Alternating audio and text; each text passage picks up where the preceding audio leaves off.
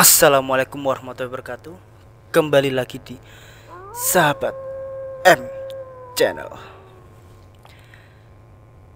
Ya, malam ini kita akan membawakan sebuah cerita dari salah satu teman saya yang melakukan pendakian di Gunung Lawu via Cetho.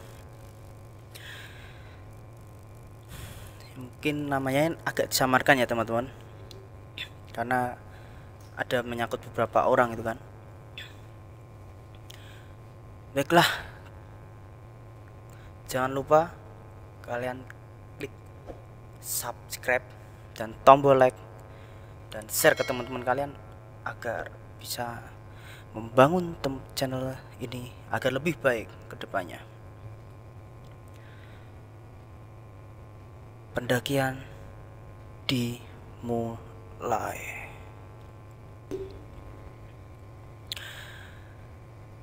Saya sebagai Joko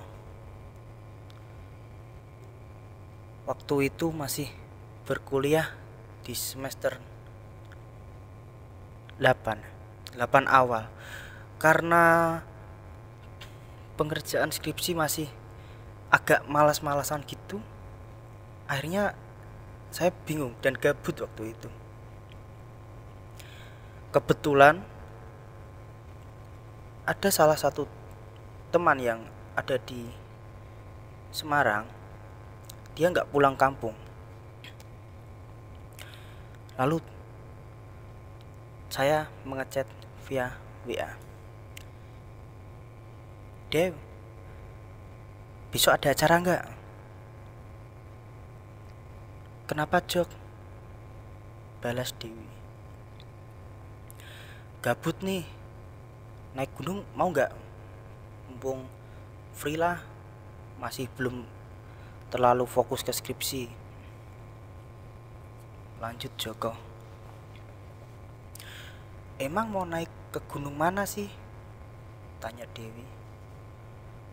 "Ya kayak pengen ke Lawu sih kayak. Emang siapa aja? Kayak anak-anak nggak ada yang stay di kosan sih hari-hari ini. Mereka pada pulang." "Ya udahlah, nanti cariin temen. Mungkin ada sih adik kelasku yang ada di Solo. Dia juga sering mendaki kok." "Oke deh, besok kabarin lagi ya." "Siap." Kemudian si Joko nanyakan lah kepada temannya yang ada di Solo, apakah ada rencana naik nggak di Lawu hari-hari ini. Nah, kebetulan si Tari jawab, "Ada mas, kayaknya Mas Bagus mau daki sih, tapi dia nggak suka kalau malam minggu, katanya terlalu ramai sekarang. Ngikut aku, mumpung masih free juga sih.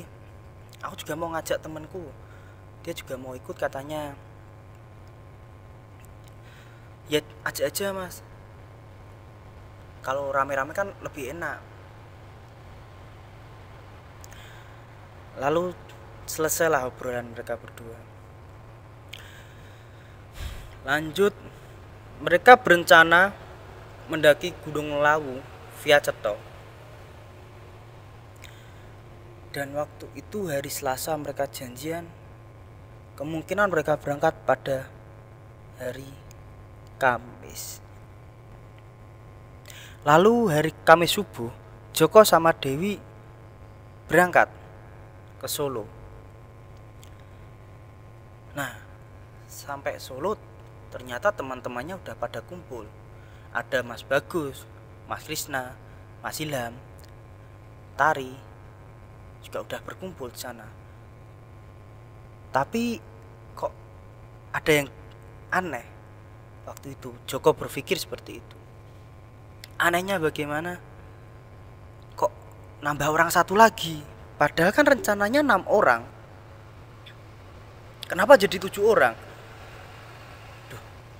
di hati udah mulai ya enak nih naik malam Jumat bertujuh pula. Tapi karena Joko ya udahlah positive thinking, Bismillah, nggak ada apa-apa. Mereka prepare dari kota Solo menuju ke Candi Cetha di base camp untuk melakukan simaksi. Mereka sampai di Candi Cetha itu jam 10. Lalu prepare persiapan, ngecek barang dan sebagainya. Mereka berangkat habis duhur. Nah, sekalian sholat di base camp, sholat duhur. Jalanlah Mas Bagus sebagai leader dan Joko sebagai sweeper. Karena ya Joko ngerasa kalau aku depan gak enak, biar aku belakang aja biar jalannya agak santai.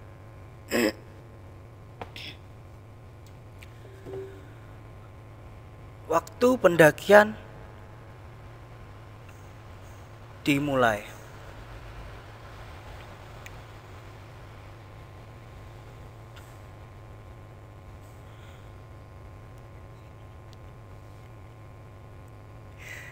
Kalian pasti nggak asing lah naik Gunung Lawu via Candi Cetha.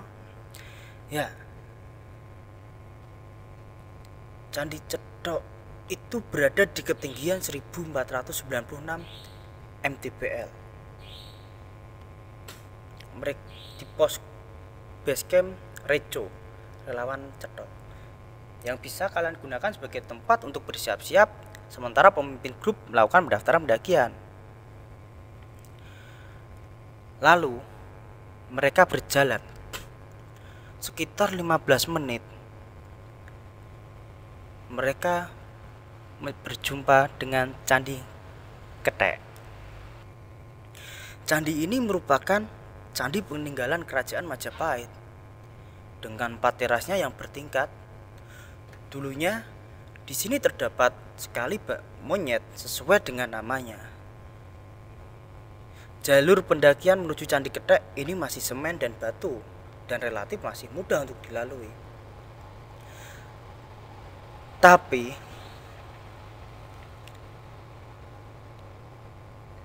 si Joko melihat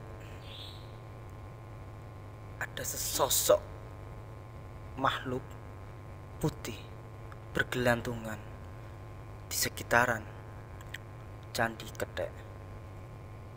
Makhluk itu cuma satu yang putih, lainnya cuma sebatas monyet-monyet bergelantungan.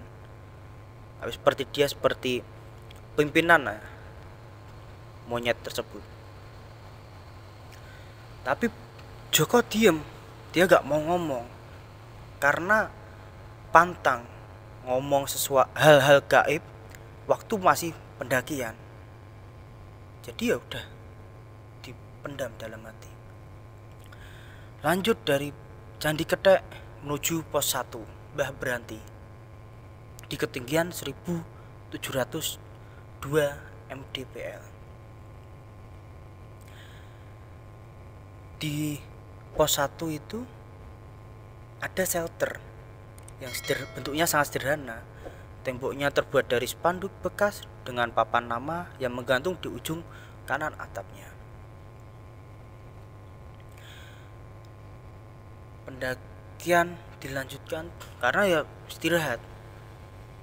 Yang penting sampai pos 3 kita ada air bersih kan, ada mata air di sana. Kita nanti istirahat lama di pos 3, kata Mas Ilham. Oke, boleh, Mas Bagus menjawab.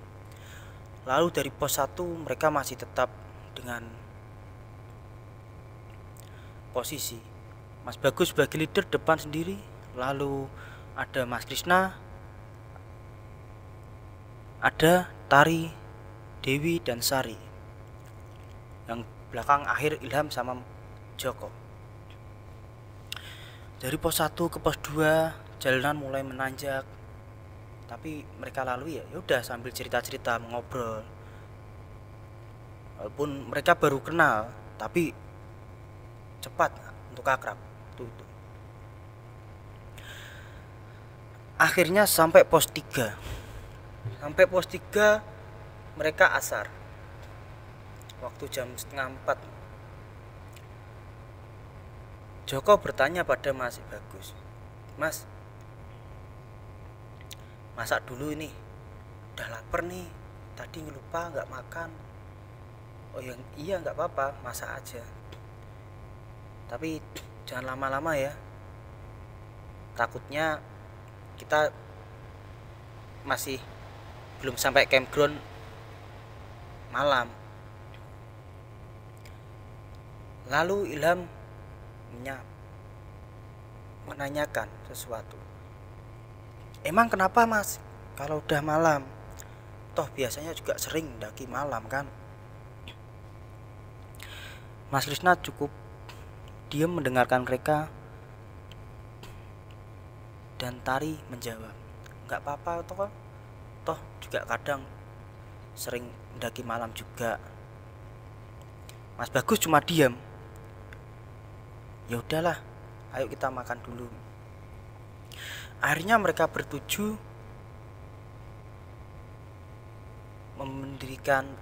mempersiapkan alat-alat makan. Lalu salah satu cewek pada masak, yang cowok pada sholat, dan ganti-gantian itu. Hingga mereka selesai makan lalu melanjutkan perjalanan.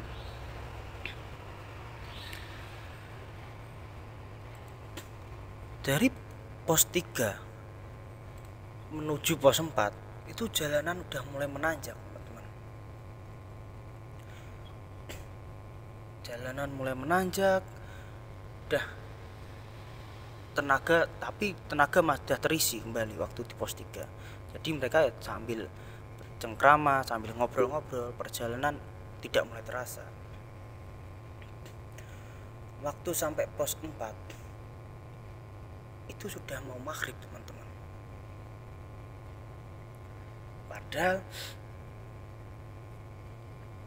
pos 4 ke pos 5 itu cukup memakan waktu yang agak lama.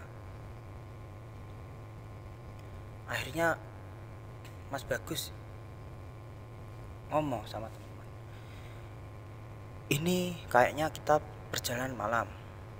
Juga langit juga udah mulai mendung.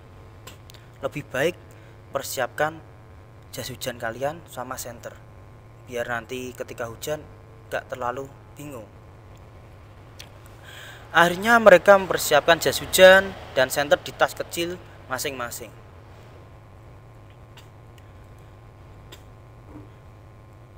Emang bener, di masih perjalanan pos 4 ke pos 5 ternyata hujan datang. Tapi mereka udah mempersiapkan jas hujan, jadi mereka nggak terlalu ribet. Akhirnya mereka memakai jas hujan dan lanjutkan perjalanan. Di perjalanan Mas Bagus bilang, "Sepertinya gini aja, saya sama Krisna lebih baik saya jalan ke depan. Saya akan persiapkan tenda, jadi kalian sampai sana itu sudah tinggal istirahat, tinggal masak-masak istirahat." Lalu si Joko tanya, "Kenapa Mas? Bukankah lebih baik kalau kita bareng-bareng aja?" Mas Krisna ngomong, "Wah, Mas, gini aja, karena agak lama kan bawa cewek, takutnya nanti sana udah keburu malam, kita diriin tenda. Jadi sebelum malam itu tenda udah berdiri." Mungkin maksud Mas Bagus begitu.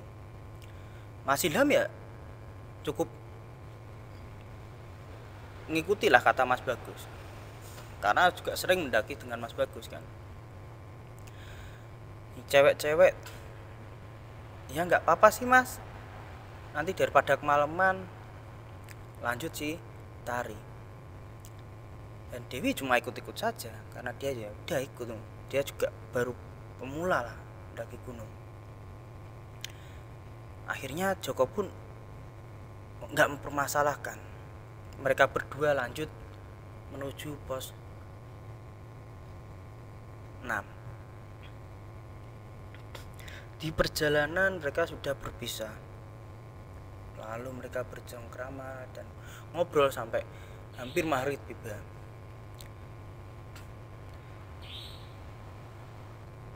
Mas Krishna bertanya kepada Mas Bagus, Mas, kenapa kok ditinggal? Gak kayak biasanya. Gini Kris, perasaanku gak enak kalau rame orang, apalagi kita bertujuh, ganjil. Ini malam Jumat. Nah emang kenapa mas? Tanya Mas Krishna. Perasaanku gak enak. Lalu Mas Krishna tidak bertanya lagi.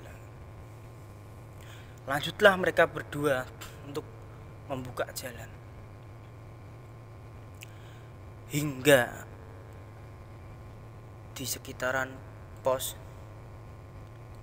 5 atau yang sering disebut Bulak Paperangan.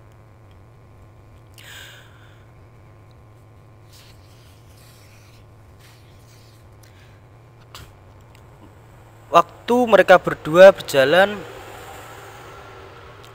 Mas Bagus merasa punggungnya sangat berat.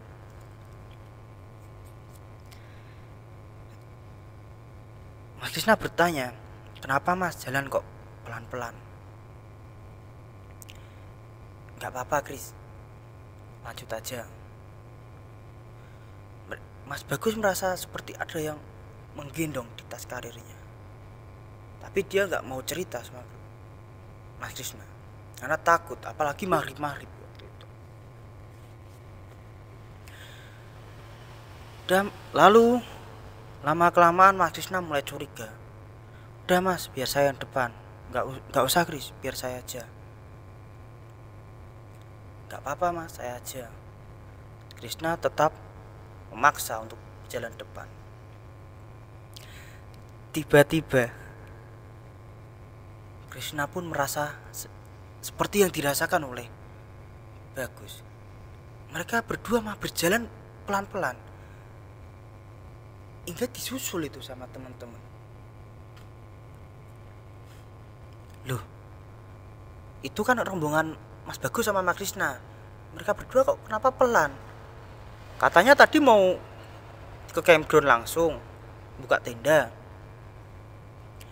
Tanya Joko pada teman-temannya.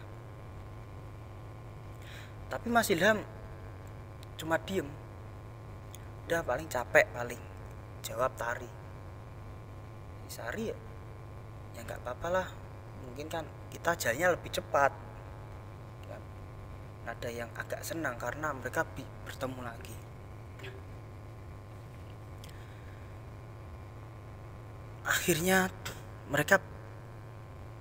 Akhirnya Mas Bagus dan Mas Krishna berhenti, bertemulah sama rombongan yang di belakangnya. Jawab Joko, waktu itu sudah masuk maghrib teman-teman, sekitar jam 6 lebih sedikit.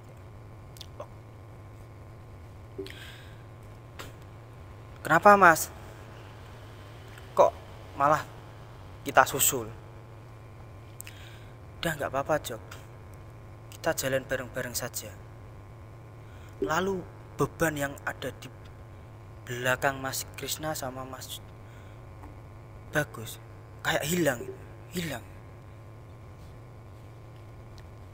Tapi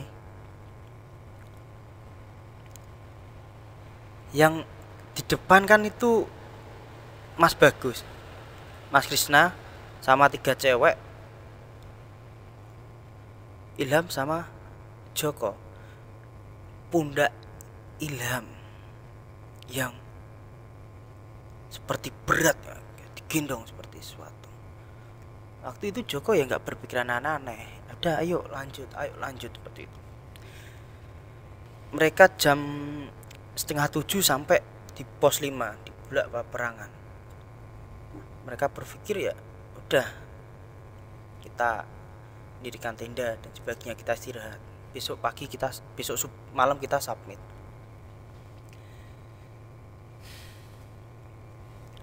Lalu mereka mendirikan tenda dan sebagainya, lalu memasak dan sebagainya. Akhirnya mereka istirahat tidur. Si Joko yang perasaannya dari tadi tidak enak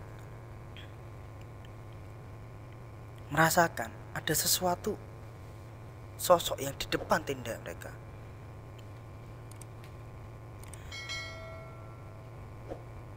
Lalu Joko pun keluar tengah malam.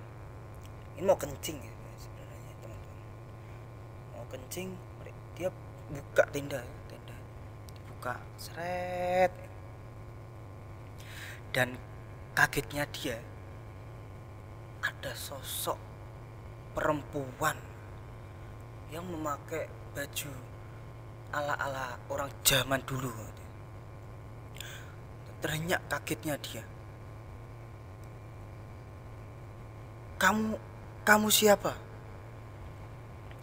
Sosok itu cuma diem dan gak ngomong apa-apa, dengan mau membangunkan teman-teman. Takut kan, karena takutnya ya seperti itu teman-teman. Kalau di gunung jangan menceritakan hal-hal mistis yang kalian temui waktu masih pendakian. Kalau mau ngomong ya udah nanti waktu pulang. Dia cuma diem. Lalu si Joko keluar tenda seperti bilang permisi. Joko nyari tempat untuk kencing. Waktu dia mau kencing di Bulak Paperangan itu kan banyak pohon-pohon ya teman-teman, ya biasa buat campground itu. Dia naik agak ke belakang campground. Ternyata dia dilihatkan sosok orang. Itu banyak orang seperti memakai baju orang dulu itu lah teman-teman. Yang laki-laki telanjang dada, pakai tombak, pakai pedang, seperti mau perang. Tapi Joko cuma diem.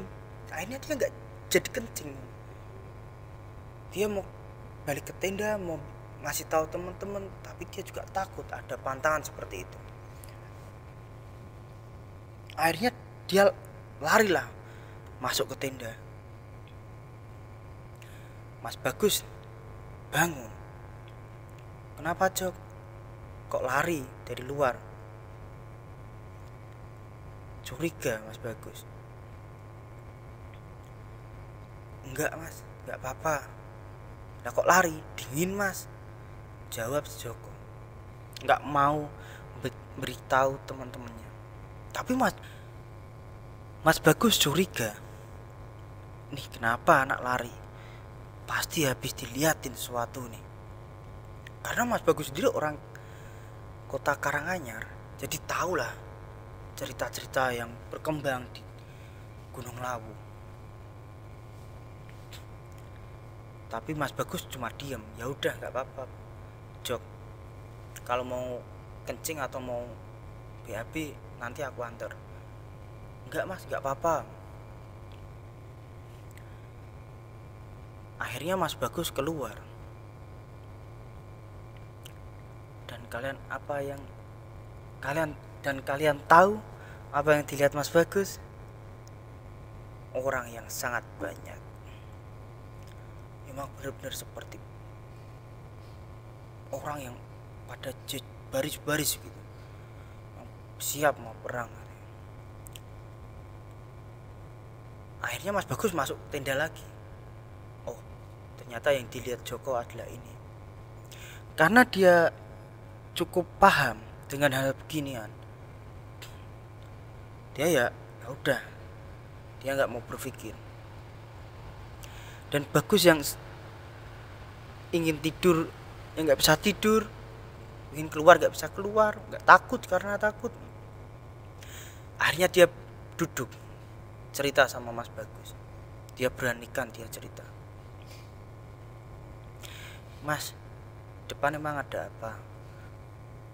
Oh, nggak apa-apa Jok, emang udah biasa di sini. Dan kamu ingat ini hari apa? Hari Kamis Mas. Iya benar, ini hari Kamis, malam Jumat. Kamu nggak takut emangnya? Tanya Mas Bagus. Ya takut Mas, namanya orang kan.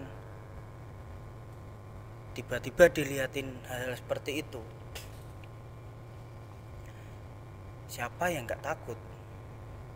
Tapi kamu kayak biasa saja. Tanya lagi Mas Bagus. Ya saya juga sering Mas dilihatin. Saya cuma diem. Karena saya nggak ganggu mereka Mas. Kalau saya nggak ganggu ya mikir saya mereka nggak ganggu kita. Ya kamu benar. Jika kamu sopan di gunung, mereka nggak akan ganggu. Tapi jika kamu sompral, ya banyaklah cerita. Seperti apa?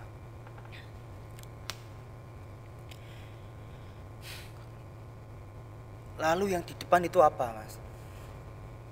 Ya itu mereka yang nggak terlihat oleh mata telanjang. Tapi cewek-cewek gimana Mas? Mereka nggak apa-apa kan? Kalau mereka nggak dilihatin mereka, cewek-cewek juga mungkin aman. Kalau mereka pun dilihatin, pasti mereka kesini karena takut. Oh iya, bener ya Mas, bener. Tapi kita nggak apa-apa Mas, nggak masalah. Ini nggak ada tenda lain loh Mas selain tenda kita. Ya karena kemarin aku ditanyain ya aku nggak mau kalau malam minggu karena terlalu ramai, malas lah naik gunung ramai. Ya enak seperti ini. Mas ada hajat khusus ya? Tanya si Joko. Enggak, ya cuma senang saja di gunung itu sepi, lebih menikmati lah. Oh begitu ya Mas. Tapi kalau aku keluar gak masalah Mas? Tanya Joko ke Mas Bagus. Ya nggak apa-apa, paling mereka juga udah hilang. Ya udah Mas, saya sebenarnya kebelet Mas dari tadi. Mau kencing takut, mau keluar takut. Ya nggak apa-apa, sana keluar aja nggak apa-apa. Jangan lupa izin ke orang. Jangan lupa izin ke hal-hal yang seperti itu. Ya kita jadi orang nggak musyrik, tapi karena kita pun juga harus mempercayai hal seperti itu ada. Lalu si Joko keluar karena dia dari tadi kebelet ingin BAB, ingin buang air besar. Dia jalan ke tengah bulak peperangan dengan membawa tongkat sih, kayu batang ranting yang jatuh untuk nyongkel biar buat tempat BAB-nya gitu kan. Akhirnya dia nyongkel dapat tempat yang sekiranya pas lah, nggak dilalui orang dan nggak mengganggu, baunya nggak mengganggu pendaki yang akan mendaki. Lalu dia dengan asiknya ingin buang air besar. Tiba-tiba, kalian tahu apa yang terjadi?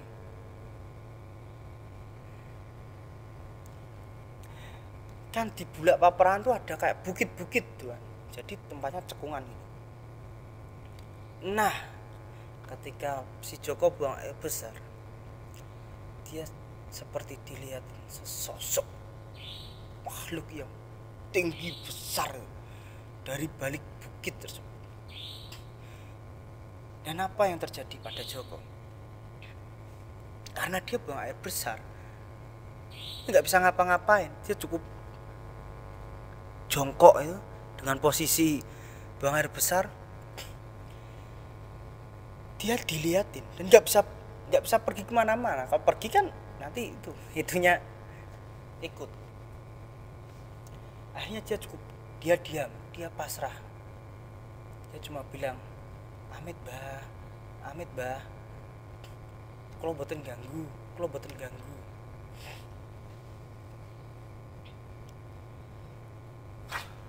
Dan sosok itu dengan tinggi besar mendekat, wajahnya mendekat ke Joko. Lama kelamaan Joko pun udah nggak kuat, langsung keluarin tisu basah, ngelap, nutupin air besarnya tuh pakai tanah, langsung larilah ke dalam tenda. Mas itu apa?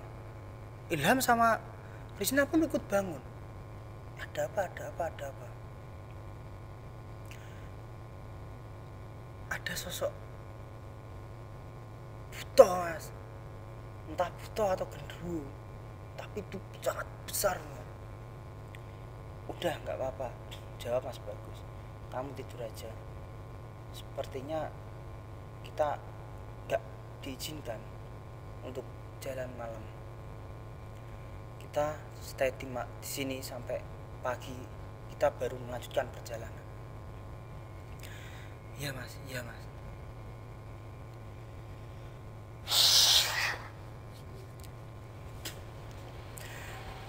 Akhirnya sampai pagi itu nggak ada kejadian apa-apa, teman-teman. Mereka melanjutkan perjalanan menuju Gupaan Manjangan itu tanpa, ya udah biasa aja karena itu pagi kan. Sampai mereka ke Pasar Dieng tuh. Tapi karena Pasar Dieng itu siang mereka jalan, udah mungkin aman lah.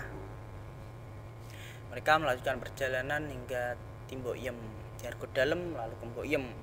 Biasa kita foto-foto dan sebagainya. Lalu mendaki, mereka ke puncak nggak udah dari malam itu udah nggak niat nyari sunrise di puncak. Ya udah, kita sampai Argodumilah, sampai puncak kita turun.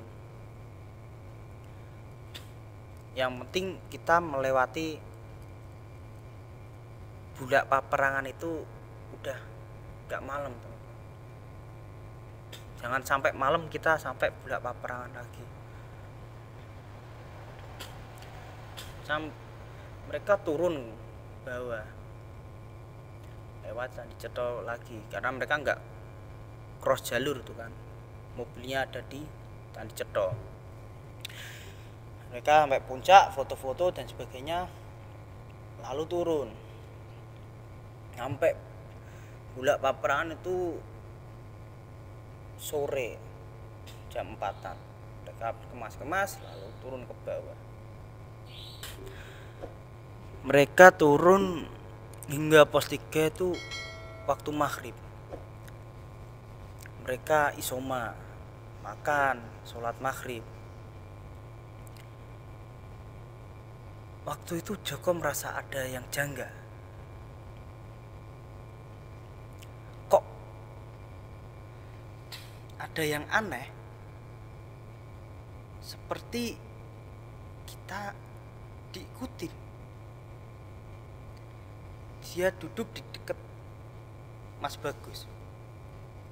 Mas, ini kenapa kok aku ngerasa aneh?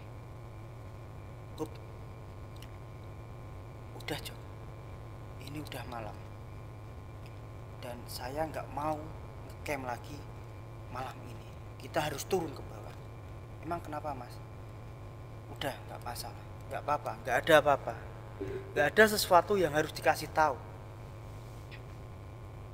Tapi Joko merasa sedikit aneh waktu itu. dia mau ngomong ke Krishna sama Ilham takut kalau mereka sendiri juga malah kepikiran. Akhirnya mereka setelah Isoma mereka melanjutkan perjalanan menuju ke base camp walaupun malam, perjalanan malam. Yang penting mikirnya Mas Bagus itu yang penting udah lewat bulan peperangan itu malam.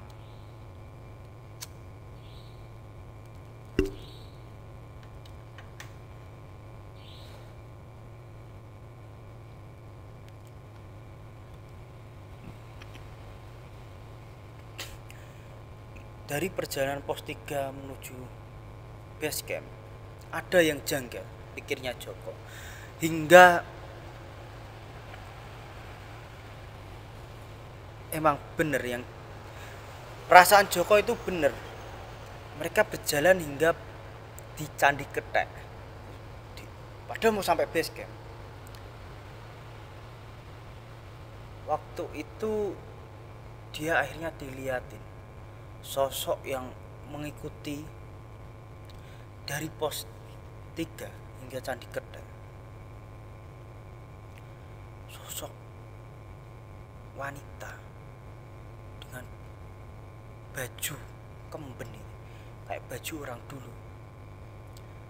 Dilihatkan, dia berhenti di Candi Ketek, lalu jalan naik lagi. Memang kenapa? Pikirnya Joko. Itu siapa? Memang kenapa? Kenapa dia jalan naik lagi? Itu siapa sebenarnya dia? Lalu mereka turun hingga base camp. Mereka bercerita apa yang terjadi di atas. Mas Ilham yang nggak tahu apa-apa, dan si cewek-cewek yang apaan sih kalian, emang ada apa tadi, merasa ada gelagat aneh dari Mas Bagus sama Joko.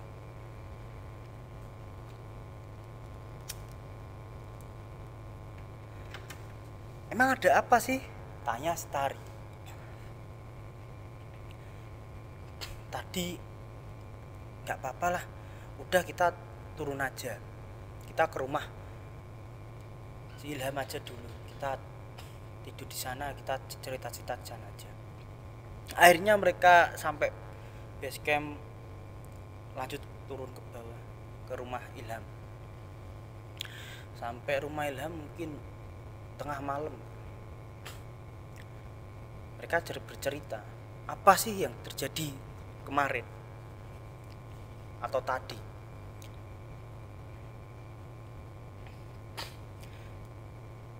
Joko bercerita mulai. Si Joko mulai bercerita duluan. Banyak dari Candi Ketek aku udah diliatin hal seperti itu. Lalu di campground kemarin waktu kita menginap, aku juga dilihatin banyak orang yang berbaju waktu dulu, zaman dulu, berbaju zaman dulu. Emang ada ya? Tanya si Sari, penasaran. Iya nih, kenapa sih cowok-cowok pada peka? Saut Tari. Aku juga nggak tahu. Emangnya aku juga mau diliatin. Jawablah Joko. Mas Bagus cuma diem. Dia nggak mau ceritain apa-apa. Akhirnya si Tari, Dewi, dan Sari, mereka bertiga tidur, dan cowok-cowok berempat itu ngopi di depan rumahnya Ilham. Waktu itu Mas Bagus bercerita apa sih yang terjadi waktu turun ke base camp, dari pos 3 hingga base camp. Dia bercerita, tadi yang ngikutin kita itu tujuannya baik. Kita jalan bertujuh malam-malam. Dia cuma menambahi kita biar genap, agar nggak terjadi sesuatu hal yang tidak diinginkan. Jadi dia ngikutin kita sampai Candi Getek tadi, karena kalau kalian bisa melihat sungguh banyak makhluk sepanjang jalan itu yang sudah ingin masuk ke salah satu dari kita. Apalagi si Joko. Kok aku, Mas? Tanya si Joko. Kamu dari awal sudah disambut mereka. Jadi kemungkinan paling besar kamu yang akan dimasukin mereka. Tapi ya syukurlah kita bisa selamat sampai sini. Dan mungkin ini sebatas pengalaman bagi kita atau pelajaran. Kalau mendaki itu kalau bisa genap. Ya maaf Mas, habisnya sih tiba-tiba Sari mau ikut, gak enak lah kalau aku menolaknya. Jawab si Ilham, nggak apa-apa, aku nggak permasalahkan itu. Yang penting next time kita mau naik, kalau bisa kita genap, kalau bisa. Dan kalau bisa ya udah nggak usah hari-hari seperti ini lagi lah kalau kita ingin naik. Baik Mas, jawab Mas Ilham. Ya, itulah salah satu cerita pengalaman misteri teman saya yang melakukan pendakian di Gunung Lawu via Cetok. Apakah kalian percaya? Itu terserah kalian. Yang penting itu adalah pengalaman mistis dari dia. Jika kalian suka cerita-cerita mistis, jangan lupa like, comment, dan subscribe di channel ini agar channel ini bisa berkembang di depan lebih baik. Wassalamualaikum warahmatullahi wabarakatuh. Salam misteri.